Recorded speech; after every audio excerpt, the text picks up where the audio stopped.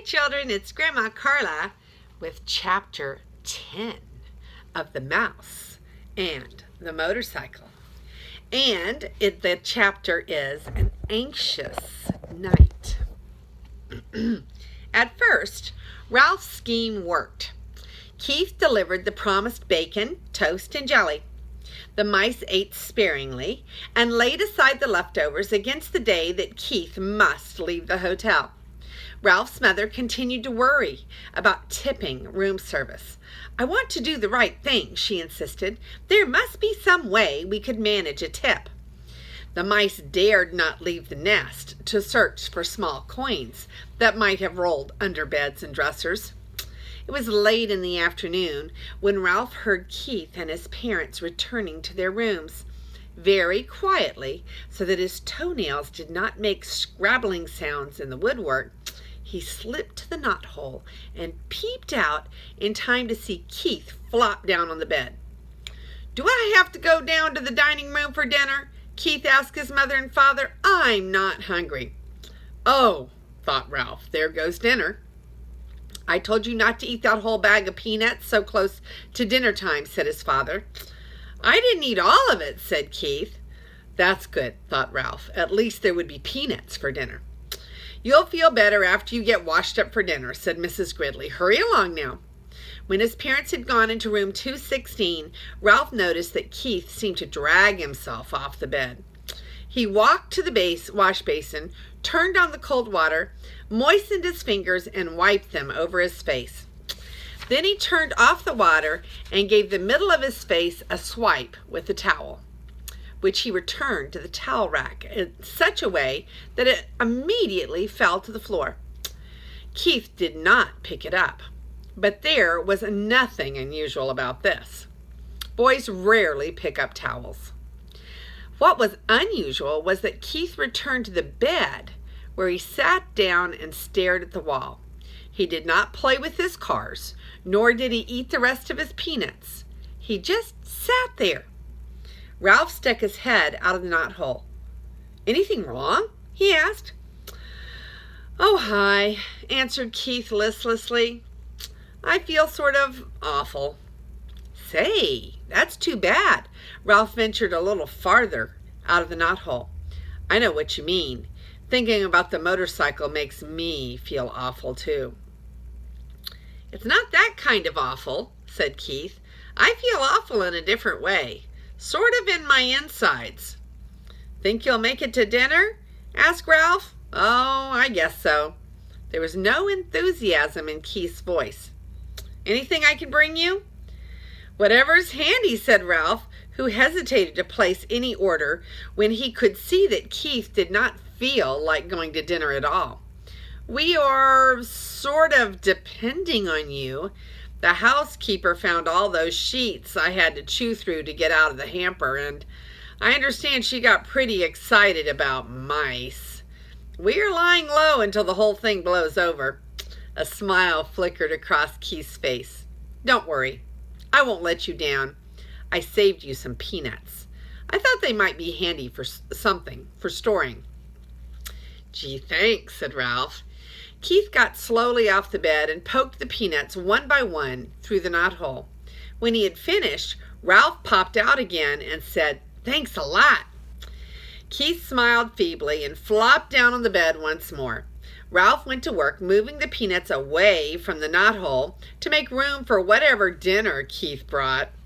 He felt it would be fun to be surprised by the menu this time. It was something of a shock to find that dinner, which was stuffed through the knothole much earlier than Ralph expected, consisted of a couple of broken soda crackers.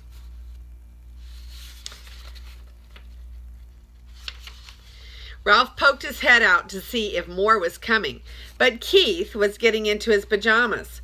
"Aren't you going to bed pretty early?" asked Ralph, realizing he had not heard Keith's parents come in. "I feel so awful I couldn't eat, so they told me I had better come up and go to bed." Keith tossed his shirt on the foot of the bed and pulled on his pajama top. When his head emerged, he said, "I'm sorry about your dinner. It was the best I could do.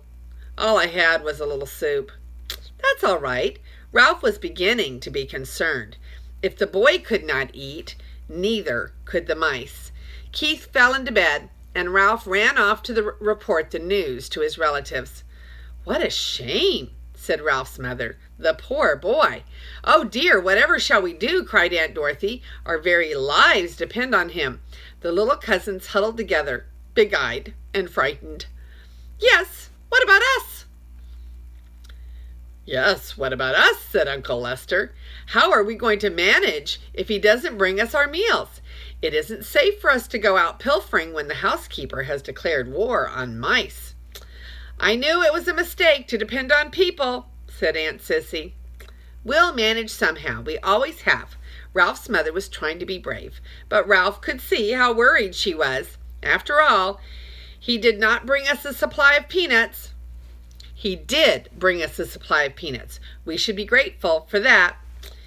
"He didn't bring many peanuts," Uncle Lester said. He did not sound the least bit grateful. "The greedy fellow is probably ill from stuffing himself with nuts he should have saved for us. Serves him right." "Now, Lester," fussed Ralph's mother, "the boy had a right to eat his own peanuts, but I do wish he hadn't been quite so hungry." Ralph returned to the knothole. Keith was lying in bed with his sports car in one hand. "How do you feel now?" asked Ralph. "Awful," answered Keith. Before Ralph could reply, footsteps in the hall warned him that Keith's parents were coming. He drew back inside the knothole where he could observe without being seen. Mrs. Gridley paused by her son's bed and laid her hand on his forehead. "He does feel a little warm," she remarked. "He'll probably be all right in the morning," said Mr. Gridley. "He just hiked too far in the sun this afternoon." "I hope so." The boy's mother sounded less certain. Mr. Gridley filled a glass at the wash basin and brought it to Keith. "Here, son, drink this." When Keith had drunk the water, he fell back on the pillow and closed his eyes. His parents went quietly into room 216. When it was good and dark, Ralph ventured through the keyhole. He could hear Keith breathing deeply, and he knew he was asleep. Since he had no one to talk to, he found his little crash helmet where he had hidden it behind the curtains, and, after he had adjusted the rubber band under his chin, he climbed up to the windowsill to look out into the world beyond the hotel and to dream about the lost motorcycle. From his perch on the windowsill, Ralph saw that the parking lot held more cars than usual. This meant that the motels back on the highway were full, and travelers had followed the sign pointing to the Mountain View Inn. He could hear the holiday weekend activity in the halls, too. People walking up and down, luggage being set with a thump on the floor, keys rattling in locks. Gradually, as the night wore on, the hotel grew silent. More silent than usual, for now even the second-floor mice were quiet. There was no scurrying, scrabbling, or squeaking inside the walls. In the silence, Keith tossed in his sleep and mumbled something that sounded like motorcycle. In a moment, his mother slipped through the doorway, pulling her robe on over her nightgown. Ralph hid behind the curtain, peeping out just enough to see what was going to happen. She laid her hand on her son's forehead and murmured, "Oh dear."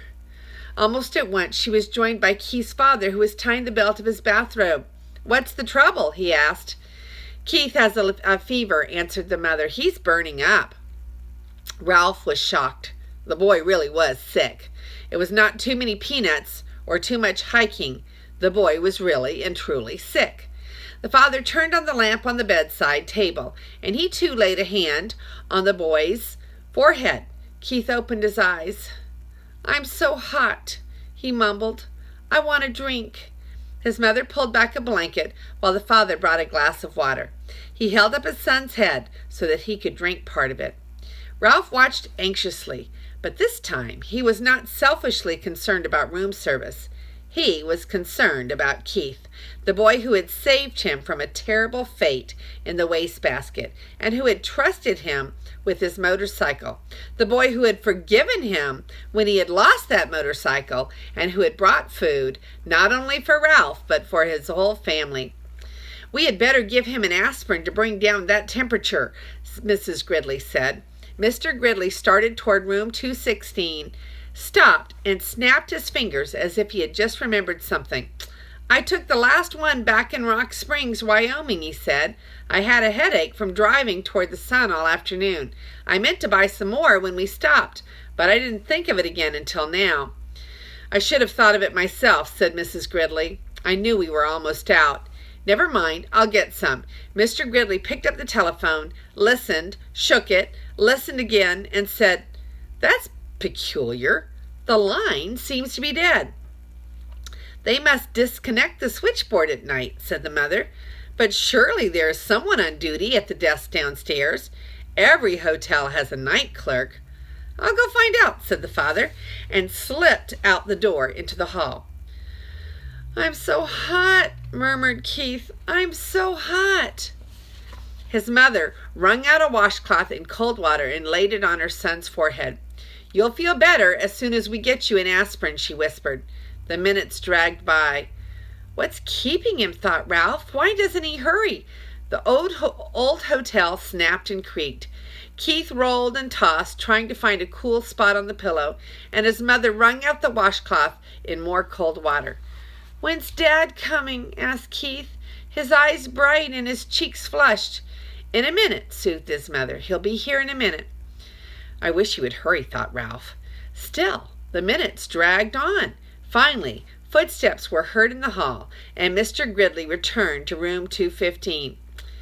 He's here with the aspirin," whispered Mrs. Gridley to Keith. "At last," thought Ralph. "I thought he would never come." Mr. Gridley shook his head. "There isn't an aspirin to be found any place." He sounded thoroughly exasperated. First of all, the night clerk was sound asleep on the couch in the lobby. I had a dickens of a time waking him up, and when I finally managed to, he couldn't find an aspirin anywhere. "Oh, no!" exclaimed the mother. "Oh, no!" echoed Ralph's thoughts. "What about that little gift shop off the lobby?" asked Mrs. Gridley. "It must sell aspirin." "Locked up tight, and the clerk went home with the key," answered Mr. Gridley. "Oh, dear." "The night clerk was really very nice about it," said the father. "He even came up and looked in the housekeeper's office." "How far is the nearest drugstore?" 25 miles back on the main highway," answered the father, "and it closed at 10 o'clock and doesn't open until 9 in the morning." The mother held her watch under the lamp. "And it's almost 1 o'clock. It is hours until morning."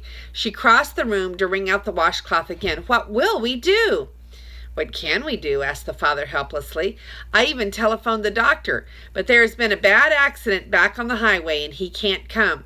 The night clerk said he would telephone the milkman before he starts his route at 6 and ask him if he can bring some aspirin, but he won't get here until 7 or later. All we can do is wait." Keith tossed under the cold washcloth. "Mom, I think I'd like to go to sleep now," he muttered thickly. "I guess that is all you can do," said his mother, and bent over to kiss his hot forehead before she turned out the light. Ralph did not even wait for the boy's parents to leave the room. As soon as the light was out, he leaped silently to the carpet, and by the time they had gone through the doorway to room 216, he had hidden his little crash helmet behind the curtain and was halfway through the knothole. Somewhere, someplace in that hotel, there must be an aspirin tablet, and Ralph was going to find it. He only wished he had the motorcycle so that he could travel faster. And let's look at the pictures from chapter 10, An Anxious Night. There's Keith, and he's just kind of sitting there. Not what he normally does. He's a pretty active boy. And then here's Keith after he came back. He couldn't even eat much supper. He's putting on his pajamas and getting ready to get in bed. And there was the desk keeper, the desk clerk, asleep on the couch instead of answering the phone calls. And that is the end of chapter 10. And this is Grandma Carla, and I love you.